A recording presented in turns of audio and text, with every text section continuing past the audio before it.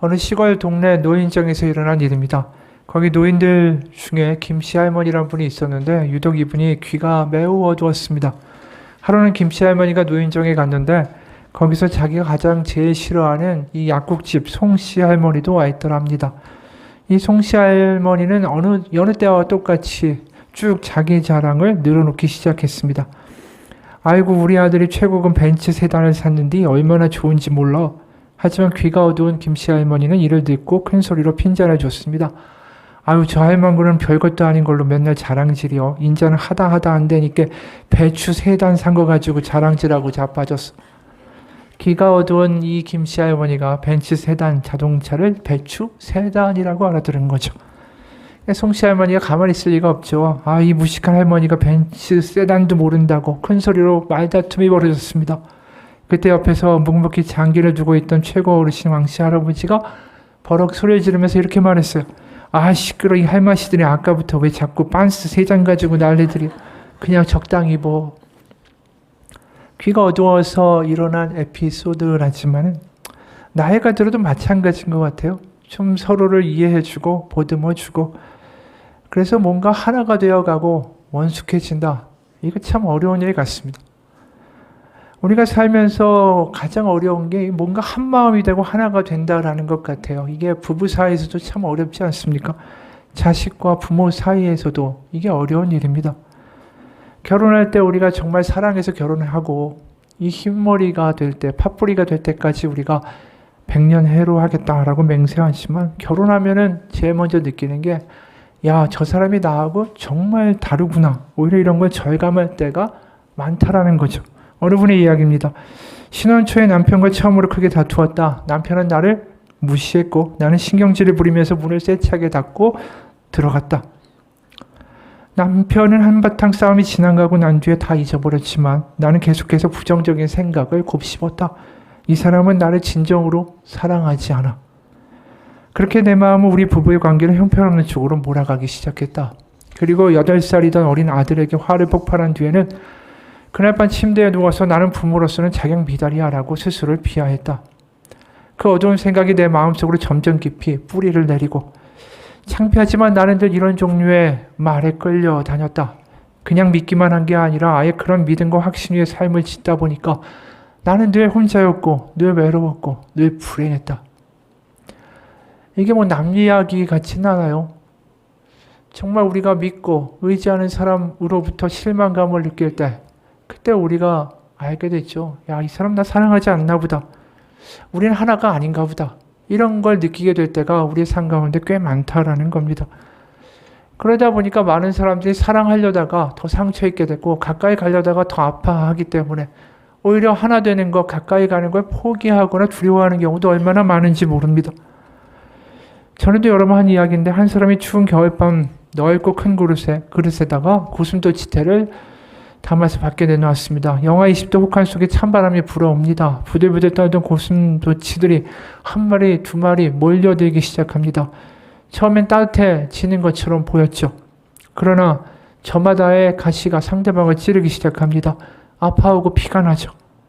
그러니까 고슴도치들이 아프니까 다시 흩어집니다. 흩어지니까 다시 추워요. 추워서 부들부들 떨다가 견딜 수 없어서 다시 모여들기 시작하지만 가시는 어느덧 바싹 조여들고 깊이 찌르고 피는 더 많이 나기 시작합니다. 그러니까 한 마리 두 마리 아파서 견딜 수가 없어서 다시 흩어지기 시작하죠. 흩어진 고슴도치들은 추위에 떨다가 다시 모이고 흩어지고 모이고 흩어지고 그러다가 날이 밝았습니다. 아침에 나가보니까 무슨 일이 벌어졌는지 아십니까? 고슴도치들이 다 죽었습니다. 절반은 얼어서 죽었고 절반은 피를 흘리다가 죽었어요. 이게 우리가 살고 있는 삶의 딜레마인지 모르겠습니다. 이게 부부든 친구든 어떤 관계든 말입니다. 뭔가 하나 된다라고 믿었지만 또 거기서 가슴 아픈 일들이 생기고 이런 일들이 우리가 돈이 있고 지위가 있다고 해서 없어지는 게 아닙니다. 누구나 이런 경험들을 하게 되죠. 높은 사장직위에 있다가 하루아침에 거기서 이제 퇴직을 하고 나면 휴대폰에 수많은 연락처들이 그 순간에 다 휴지 조각이 되어버립니다. 아무 의미가 없는 관계들인 거예요. 어느 분은 말합니다. 자신이 늘 친구들한테 에워싸여 있기 때문에 나 외로운 줄 몰랐다. 그래서 하루를 멀다 하고 술자리에서 친구들을 만나고 그렇게 다녔습니다. 그러다가 이제 갑자기 병이 생겨서 1년 동안에 술을 못 먹게 되니까, 연락을 못 하니까 그 친구들이 하루아침에 다 사라지더라는 거죠. 술 먹고 아무리 으쌰으쌰 우리 하나다 이렇게 외쳤지만 아니더라는 거예요. 신학자 헨리 나우엔이라는 사람이 이런 경험담을 소개합니다. 어느 날 검은 고급 리무진 한 대가 그 헨리 나우엔이 머물고 있는 공동체에 들어왔습니다. 거기 캐시라는 70대 부유한 여자가 타고 있었어요. 도움이 필요합니다. 그러면서 자신이 우울증을 앓고 있다라고 말하더라는 거예요. 몇 년 동안 정신과 치료를 받았는데 증세는 하나도 나아지는 게 없고 더 우울해지기만 한다. 그러면서 자신이 겪고 있는 우울한 문제에 대해서 털어놓습니다. 그게 뭐냐면 뉴욕타임스 사회란에서 대통령과 영부인으로부터 백악관 오찬에 초대받은 사람들의 명단을 읽을 때마다 그 명단에 내가 없다라는 사실 때문에 기분이 침체가 됩니다. 내가 가진 돈에 반도 가지지 못했거나 내가 가진 연줄과 인맥에 반도 안 되는 사람들이 나보다 더 매력적으로 행동할 때 나는 정말 우울합니다. 그리고 이 여자분이 뭔가를 잃어버릴 때마다 하나님한테 내가 성당에 1000불씩 헌금하겠다고 그렇게 약속을 했다라는 거죠. 그래서 예배를 드리러 가면 거기는 사제가 이렇게 묻는다는 겁니다. 이번 주에는 뭐 잃어버린 게 없습니까? 그러니까 헨리 나우엔이 이런 말 합니다. 여기 인간이 꿈꿀 수 있는 모든 것, 이른바 돈, 명예, 연출, 대단한 권력을 소유한 한 여성이 자신을 진정으로 사랑하는 사람이 있기나 한지 의심하고 있다. 그녀는 부유하지만 가난한 사람이고 유명하지만 정작 자신의 회의감에 빠진 사람이고 세상에서 위대하지만 너무나도 작은 사람이다. 그녀가 가진 이런 우울증과 침체가 그런데 내 마음에 와닿다. 사실 그녀는 우리 모두가 하고 있는 질문을 하고 있었던 거다. 바로 그 질문은 우리가 걸친 세속의 장식물 없이 사람들이 우리의 진정한 모습을 알게 된다면 그래도 그들이 우리를 여전히 사랑할까? 우리가 더 이상 그들에게 쓸모없게 된다고 해도 그들은 우리를 기억하고 잊지 않을까? 바로 그 질문이었던 거다. 여러분, 살면서 이해타산을 떠나서 정말로 하나가 되고 한마음이 된다. 그런 관계를 갖는다라는 게 굉장히 어렵습니다. 오히려 어린아이일 때는 그게 가능할지 모르겠는데 나이가 먹으면 먹을수록 그런 관계가 쉽지 않다라는 것을 점점 알게 되죠. 그러면서 자식한테 실망했다, 친구한테 실망했다, 배우자한테 실망했다 이런 이야기들이 더 많이 들리는 게 현실입니다. 근데 우리가 오늘 본문을 읽다 보면 거기에 아주 우리가 포기한 말, 이 하나가 된다, 하나됨에 대한 이야기를 하고 있어요. 굉장히 낯선 이야기죠. 22절입니다. 내게 주신 영광을 내가 그들에게 주었사오니 이는 우리가 하나가 된 것 같이 그들도 하나가 되게 하려 함이니이다. 사실 하나가 된다라는 거 예수님이 이렇게 기도하시지만 우리에게는 이미 말한 것처럼 굉장히 낯설고 우리는 사실상 포기한 말 아닙니까? 근데 성경도 가만히 보면 창세기에서 이 창세기가 성경을 시작하는 책 아닙니까? 거기서 하나가 된다는 게 불가능하다고 사실은 성경도 인정했었어요. 우리가 창세기 2장 22, 25절을 보면 하나님이 남성과 여성을 창조하시는 모습이 나옵니다. 여호와 하나님이 아담에게 취하신 그 갈빗대로 여자를 만드시고 그를 아담에게로 이끌어 오시니 아담이 이르되 이는 내 뼈 중에 뼈요 살 중에 살이라 이것을 남자에게서 취하였은즉 여자라 부르리라 하니라.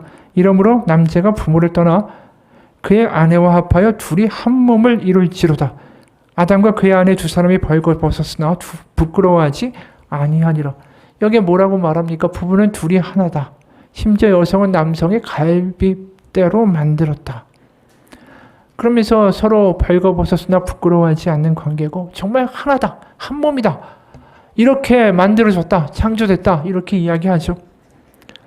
그런데 선악과를 먹지 않습니까? 에덴 동산에서 뱀의 유혹에 빠져서 이들이 선악과를 먹은 다음에 상황이 완전히 반전돼요. 창세기 3장 6절에서 12절입니다. 여자가 그 나무를 본즉 먹음직도 하고 보암직도 하고 지혜롭게 할 만큼 탐스럽기도 한 나무인지라. 여자가 그 열매를 따먹고 자기와 함께 있는 남편에게도 주매 그도 먹은지라. 이에 그들의 눈이 밝아져 자신들이 벗은 줄 알고 무화과 나무 잎을 엮어 치마로 삼았더라. 그들이 그날 바람이 불 때 동산에 거니시는 여호와 하나님의 소리를 듣고 아담과 그의 아내가 여호와 하나님의 낯을 피하여 동산 나무 아래에 숨은지라. 여호와 하나님이 아담을 부르시며 그에게 이르시되 네가 어디 있느냐? 이르되 내가 동산에서 하나님의 소리를 듣고 내가 벗었음으로 두려워하여 숨었나이다.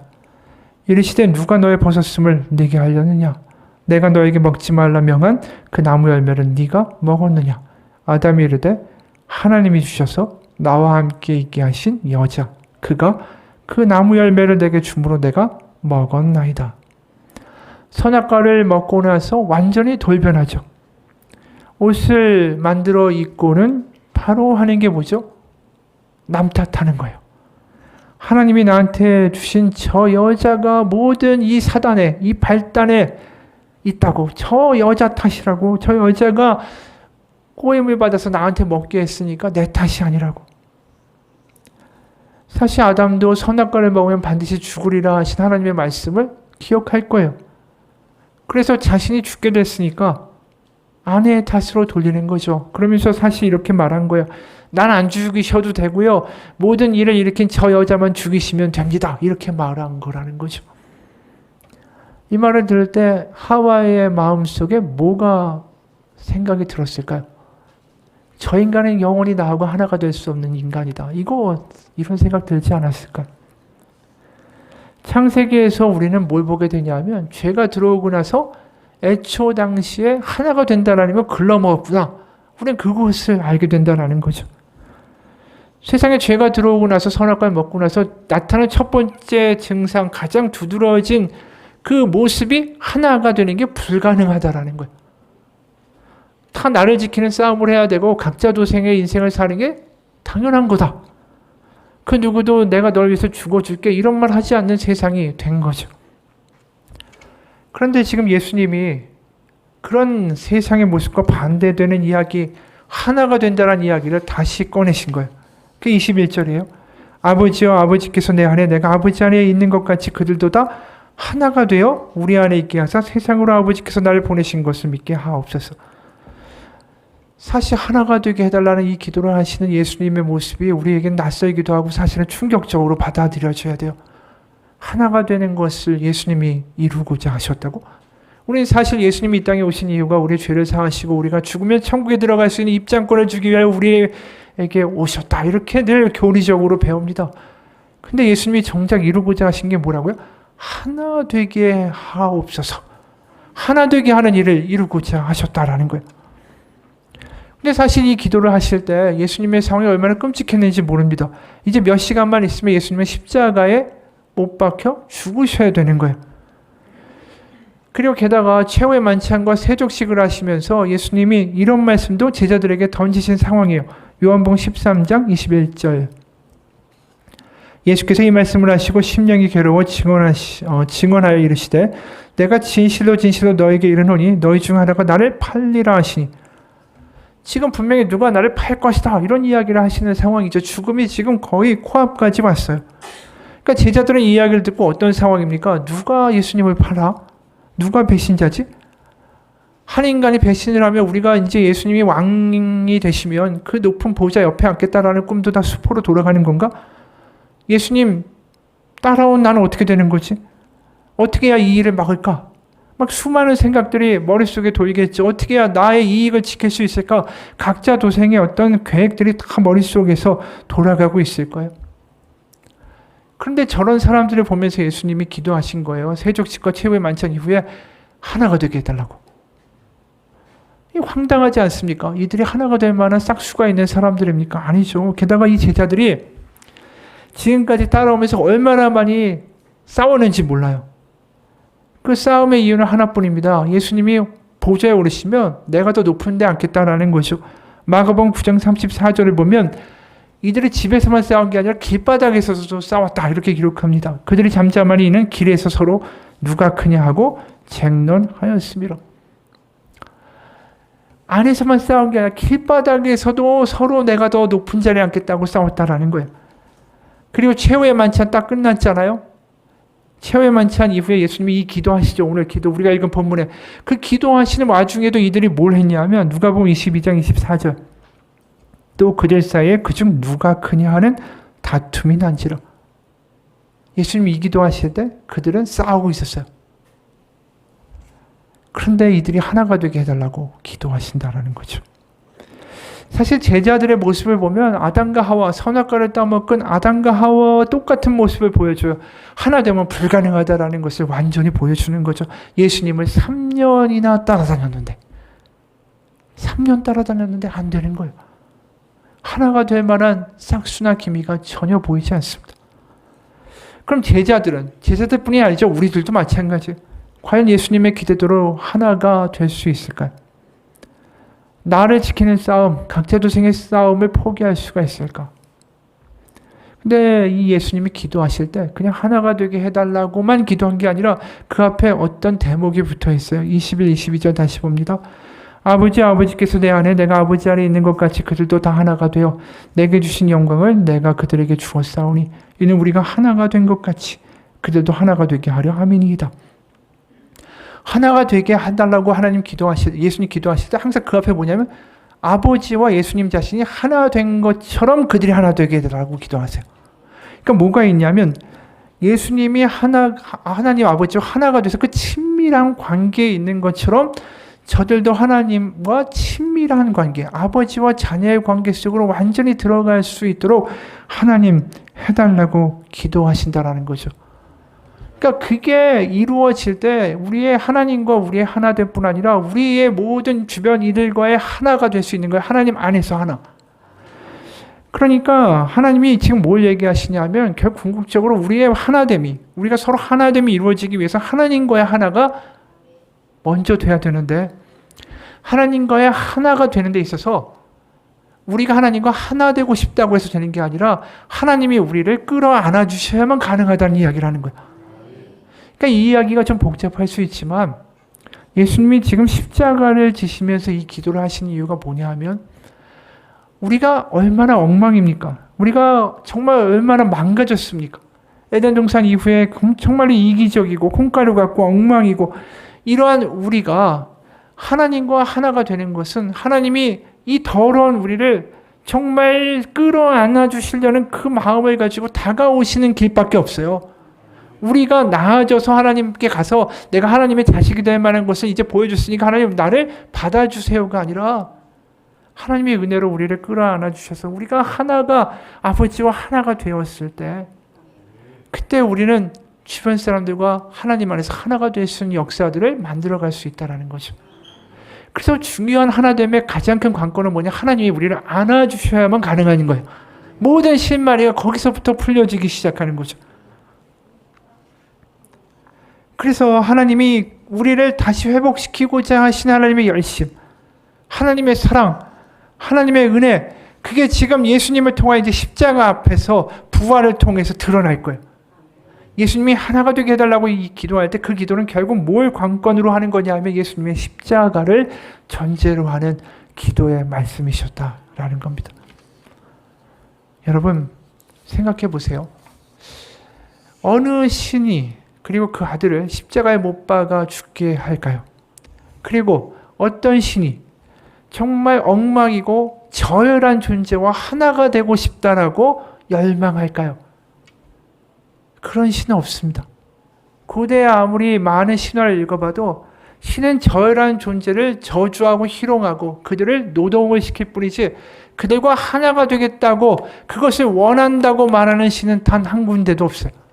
근데 오늘 예수님이 말씀하시는 기도, 하나님의 마음은 뭐냐 하면 우리와 하나 되기 원하시는 하나님, 그 하나님 하나됨을 이제 나를 통하여 십자가를 통하여 이루어 달라고 기도하는 거예요.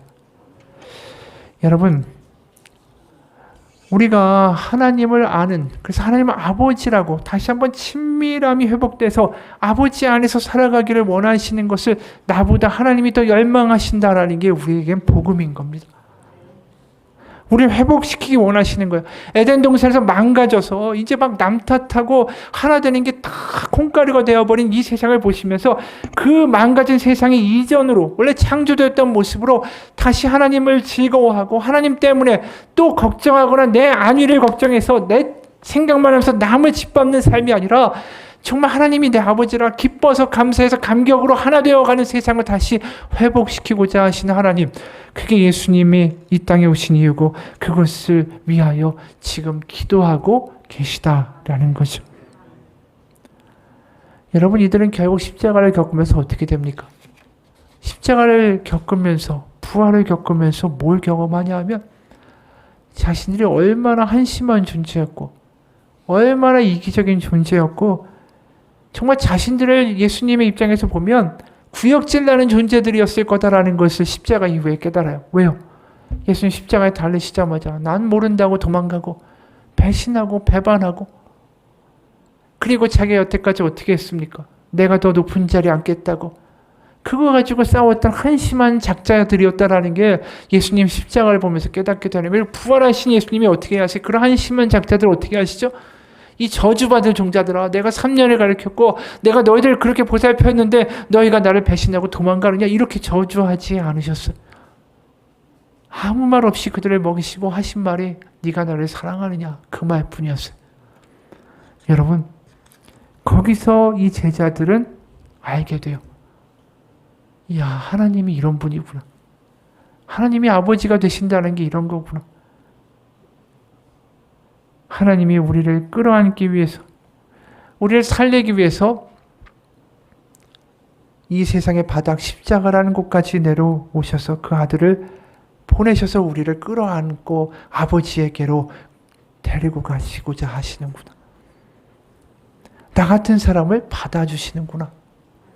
내가 훌륭해야 받아주시는 게 아니라, 내가 나아져야 자격 있다라고 하시는 게 아니라, 이 엉망이고 더러운 나를 위해서 이 더러운 곳까지 차라리 뛰어들어오시는 게 하나님 아버지의 마음이었구나. 그걸 예수님을 보고 알게 된 거죠. 여러분, 하나님이 우리를 끌어안고 이 세상에 이 더러운 바닥까지 뛰어들어오셔서 우리를 끌어안아 하나가 되게 하시지 않으면 우리에게는 길이 없었어요. 하나님이 우리에게 뭐가 아쉬워서 그 아들을 보내시고 우리를 되찾고자 그렇게 열심을 하실까요? 우리에게 뭘 얻을 게 있어서? 성경은 그것을 딱 한 가지로 설명합니다. 사랑 때문이라고. 여러분, 십자가를 보면서 우리는 그 하나님의 열심과 하나님의 사랑을 발견할 수 있기 원합니다. 왜요? 이렇게 엉망인 나, 그 자리에 있는 나, 그런데도 그 더러운 똥통에서 이게 좋다라고 즐거워하는 나를 저주하시는 게 아니라 그 똥통으로 뛰어들어오시는 아버지의 마음을 우리가 알 수 있어야 되지 않을까? 1년 후 내가 세상에 없다면, 이란 책의 일부분이에요. 백혈병에 걸린 30대 남자 혼다 쇼타 씨는 일반적인 화학요법으로는 병이 퍼지는 걸 막지 못하게 돼서 자신의 골수를 사멸시키고 다른 사람의 골수를 이식하는 조혈 모세포 이식을 받았다. 이식 치료에서는 면역 억제제를 사용하는데 다른 사람이 만든 그 다른 사람의 골수가 면역 세포가 돼서 자신의 세포를 공격하지 않도록 하기 위해서다. 그래서 면역력이 떨어지게 되는데 이때 혼다 씨는 감염증이 심해져서 하마터면은 목숨을 잃을 뻔한 위험에 처하기도 했다. 다행히 잘 완치돼서 지금은 건강하게 지낸다. 태원에서 어느 날 길을 걷던 혼다 씨는 몸이 불편한 장애인을 보고 그들을 향한 자신의 시선이 병에 걸리기 전과 확연히 달라졌음을 깨달았다. 예전에는 다리가 없는 사람을 보면 이질적인 존재라고 느꼈어요. 다른 세상의 사람처럼 보였고 그 사람들의 마음이 어떨까 상상해 본 적도 없어요. 하지만 지금은 다릅니다. 저 사람도 정말 큰일을 겪었겠구나. 저 사람도 어려움 속에서 열심히 하루하루 버티고 살아가고 있겠구나. 그 생각이 듭니다. 이식 치료를 받고 난 뒤에 저도 예전에 가능했던 일이 정말 여러 가지가 불가능해졌거든요. 그래서 지하철역에 가면 이 역은 턱이 많아서 힘들겠다. 계단 때문에 참 불편하겠다라는 식으로 그런 힘든 당사자들의 마음이 상상이 돼요. 장애인뿐 아니라 길을 가다가 어려움을 겪는 사람을 보면 그냥 지나치지 못해요. 어떻게든 도움을 주고 싶죠. 혼다 씨만 그런 게 아니다. 많은 사람이 병을 겪은 이후에 다른 사람의 고통에 공감하는 마음이 생겼다고 말한다. 병에 걸리기 전에는 누군가 병으로 고생한 이야기를 들어도 힘들었겠네 하면서 뻔한 위로만 건네는 정도였죠. 진정한 의미에서 타인의 고통이 뭔지 몰랐어요. 병에 걸리기 전에는 세상에서 건강한 사람과 장애가 있는 사람 두 종류의 사람만 있고 자신은 언제까지나 건강한 사람일 수 있을 거라고 생각했다고 했을지도 모른다. 그러나 병에 걸리며 우리는 모두 언제 무슨 일이 생길지 모르는 세상에 살고 있다는 감각이 생기면서 건강한 사람과 장애가 있는 사람이라는 구별이 사라진다. 이 이야기를 읽어드리는 이유는 다른 게 아닙니다. 이분이 아파 보니까 장애 있는 사람들의 마음을 너무 잘 알겠더라는 거죠. 여러분, 예수님의 십자가가 우리 가운데 뭘 이야기하냐면 우리가 세상 가운데 무너지고 엉망이고 내 이익을 생각하고 어떻게든 내 것을 지키려고 애쓰고 불안해하고 남 탓하고 그렇게 사랑하고 망가져버린 우리의 모습을 하나님이 저주하시지 않는다는 게 십자가예요. 왜요? 바로 사람의 몸을 입으시고 우리가 그렇게 살아갈 수밖에 없는 연약함을 아시는 하나님이 바로 예수님이기 때문입니다. 그리고 십자가 앞에서 뭐라고 말씀하시냐 하면 그렇게 연약하고 보잘것없고 문제 있는 너희가 나는 회복시키기 원하는 내 사랑으로 보인다라고 말씀하시는 거예요. 여러분, 망가진 내가 절망될 수 있고 저주가 될 수 있다라는 게 아니라 그런 망가진 모습으로 이 땅 가운데 나타나신 하나님의 아들이 우리 가운데 회복의 소망을 주는 하나님의 마음과 열심이 될 수 있다라는 것. 여러분, 십자가 앞에서 처절하게 망가져 있는 예수님의 모습은 우리 가운데 분명한 희망을 줍니다. 네가 얼마나 망가지고 네가 얼마나 지금 형편없어도 세상 가운데 버려지고 모욕당하고 저주당하고 병에 걸렸다 할지라도 그게 내가 너를 포기했다라는 게 아니라고. 내가 너를 끌어안는다고. 너의 모든 고통과 아픔을 내가 끌어안아서 내가 너를 구원한다고. 그게 예수님을 살리신 하나님의 마음이었던 거예요. 여러분, 우리 다 엉망이에요. 내가 뭐 그렇게 잘났습니까? 내일 일도 모르는 게 우리들이에요. 그런데도 나는 사장이고 나는 강자고 나는 배웠고 나는 교수고 나는 의사고 나는 뭔가 좋은 집에 살고 너는 그렇지 않다라고 따지고 분류하면서 구분하면서 삽니다. 내일 일도 모르는 존재가 천년만년을 살 것처럼 그렇게 굴어가고 얼마나 교만 떨고 얼마나 그런지 몰라요. 하나님이 보실 때 얼마나 가증스럽겠어요. 여러분, 사순절을 지나면서 우리가 사순절 시작할 때 제수요일이라는 그 날이 첫 번째 날이에요. 원래 제수요일이 되면 어떻게 하냐면 예식이 있습니다. 이마에다 재를 발라주는 예식이 있어요. 그때 그 예식에 참여한 사람이 이런 글을 썼습니다. 저는 수년 전 제가 참석했던 제수요일 예배에서 제 몸과 마음으로 울려 퍼졌던 충격을 기억합니다. 그때 신부님은 손에 들고 있던 재 담긴 그릇에서 엄지손가락을 재에 찔러서 그 손가락을 십자가의 모양으로 제 이마에다가 문질렀습니다. 그리고 제 이마에 십자가를 그리면서 이렇게 말했죠. 너는 흙이니 흙으로 돌아갈 것을 기억하라고. 그런데 그 말이 내 눈을 번쩍 뜨게 했습니다. 누군가 당신에게 당신은 결국 죽을 것이고 당신의 몸은 부패해서 흙으로 돌아갈 것이라고 그렇게 직접적으로 말하는 일은 없었기 때문입니다. 그런데 기독교는 그 사실을 말하기를 전혀 주저하지 않습니다. 여러분, 흙으로 돌아갈 존재, 아무것도 아닌 존재예요, 우리가.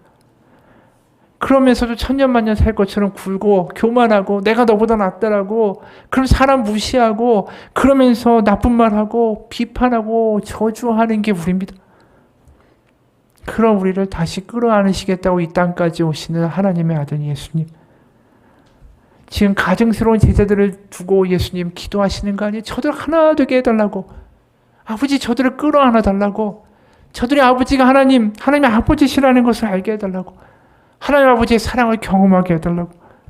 그렇게 기도하는 예수님의 마지막 기도를 보면서 우리는 할 수 있는 말이 하나밖에 없어요. 모든 게 은혜라고. 은혜 외에는 할 말이 없다고.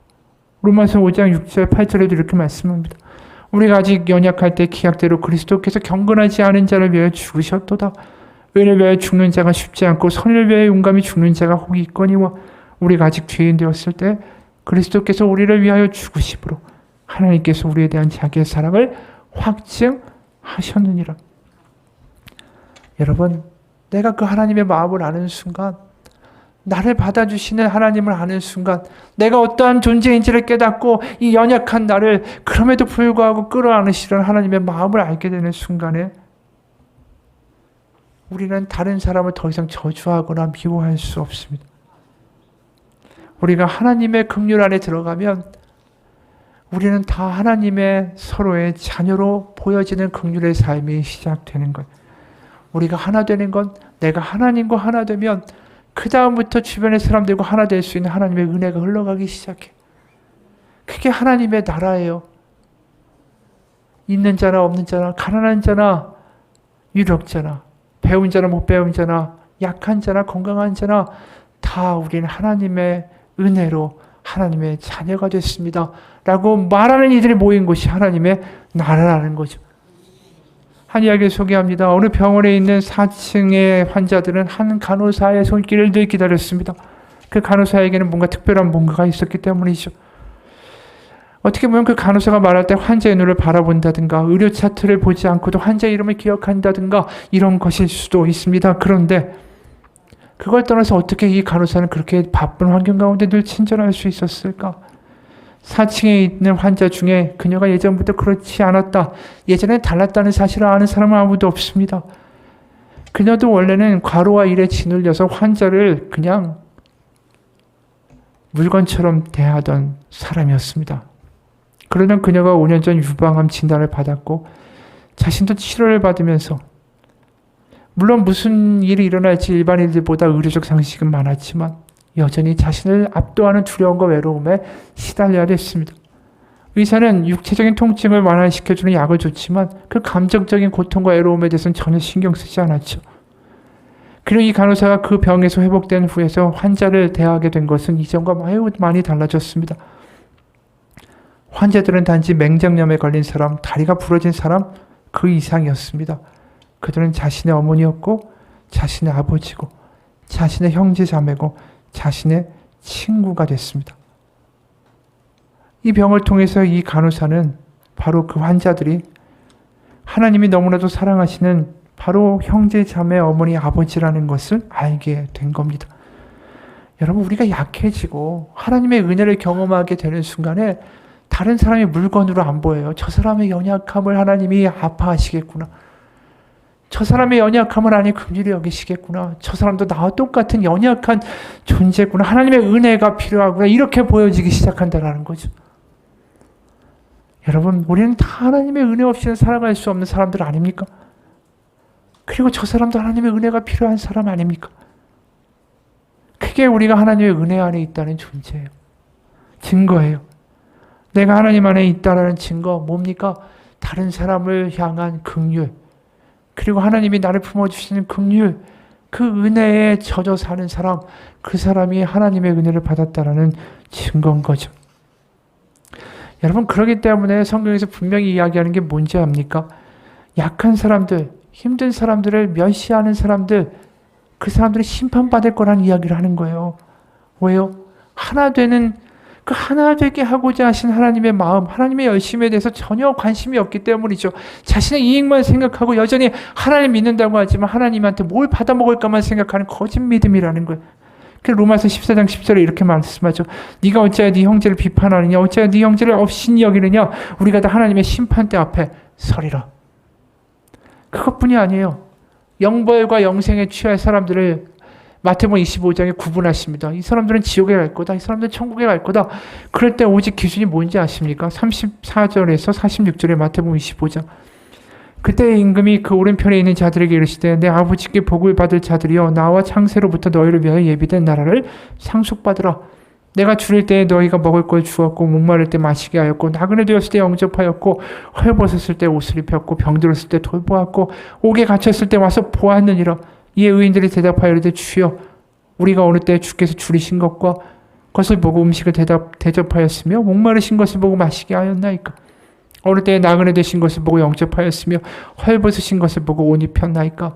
어느 때에 병드신 것이나 옥에 갇히신 것을 보고 가서 배웠나이까 하리니 임금이 대답하여 이르시되 내가 진실로 너에게 이르노니 너희가 여기 내 형제 중에 지극히 작은 자 하나에게 한 것이고 내게 한 것이라 하시고 또 왼편에 있는 자들에게 이르시되 저주를 받을 자들아 나를 떠나 마귀와 그 사자들을 위하여 예비된 영원한 불에 들어가라.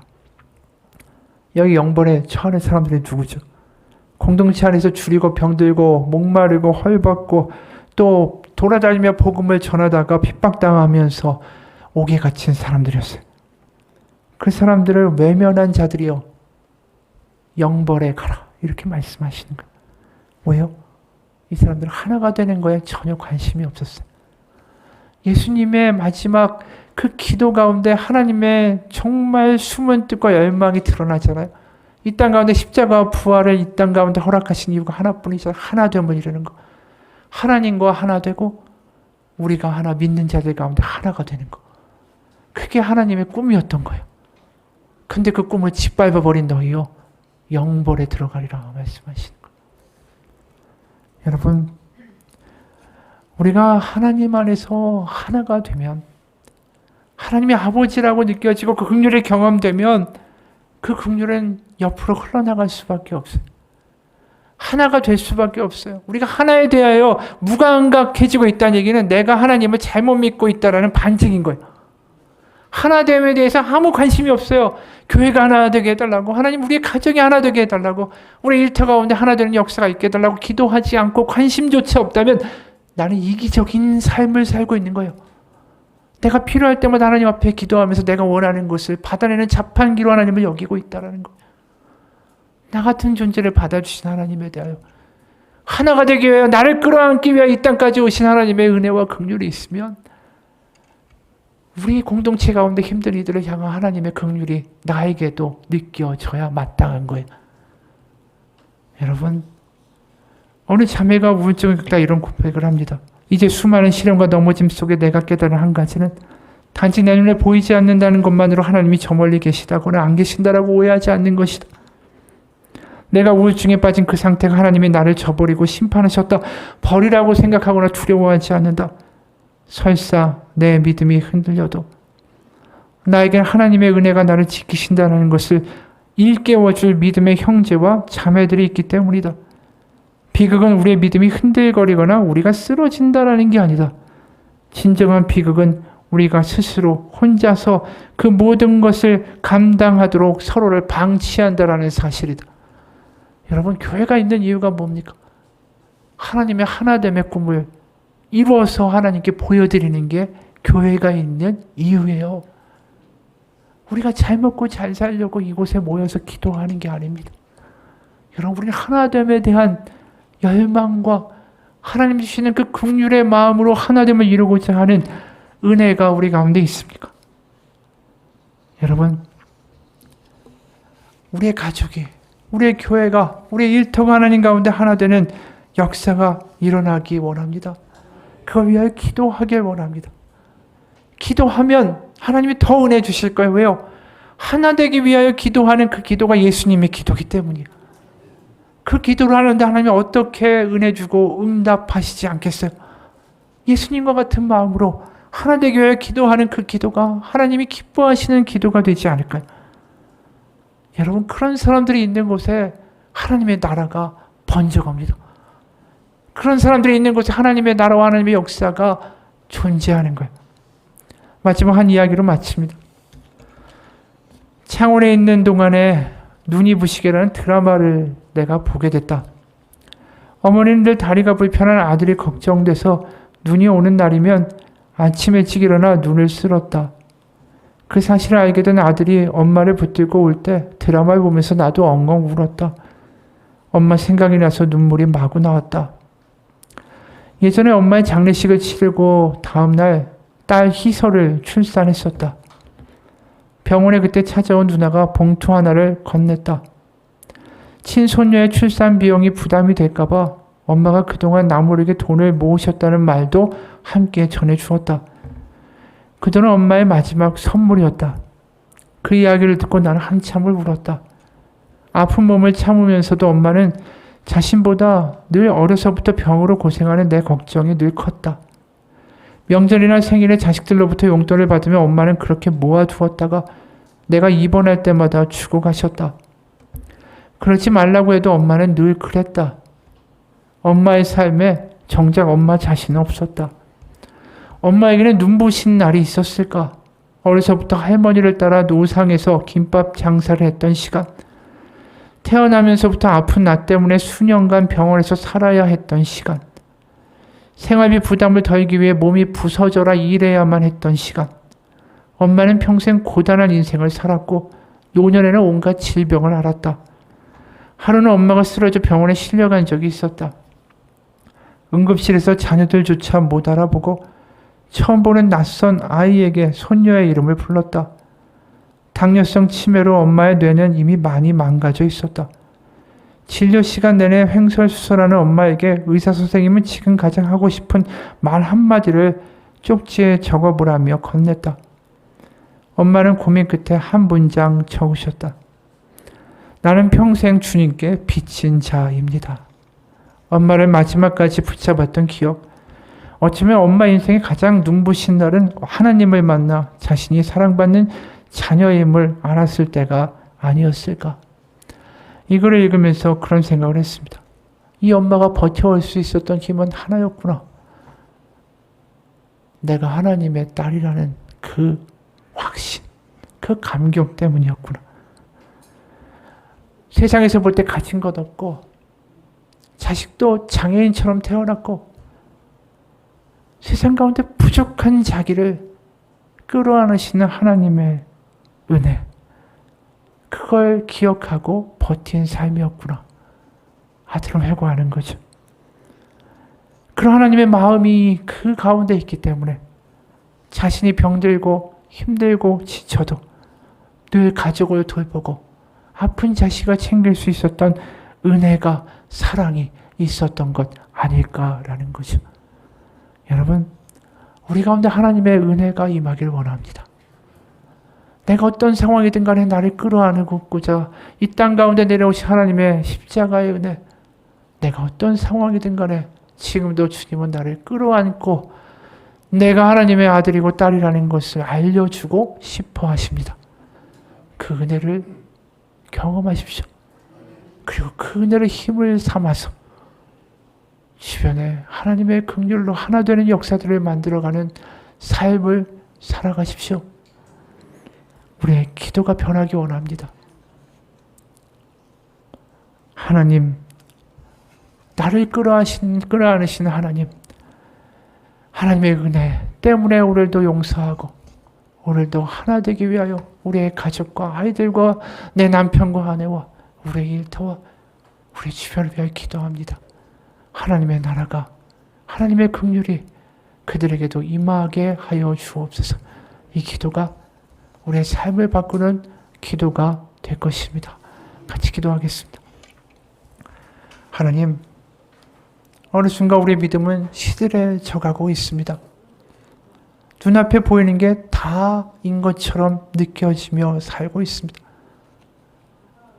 그저 하나님, 내가 원하는 것 이루어 달라고, 문제가 해결해 달라고, 그러면서 어느 순간 기도에 마저 지쳐있고 낙심해 있는 우리를 하나님 불쌍히 여겨 주옵소서. 하나님의 은혜를 회복하게 하옵소서. 하나님, 나는 평생 주님께 빚진 자입니다.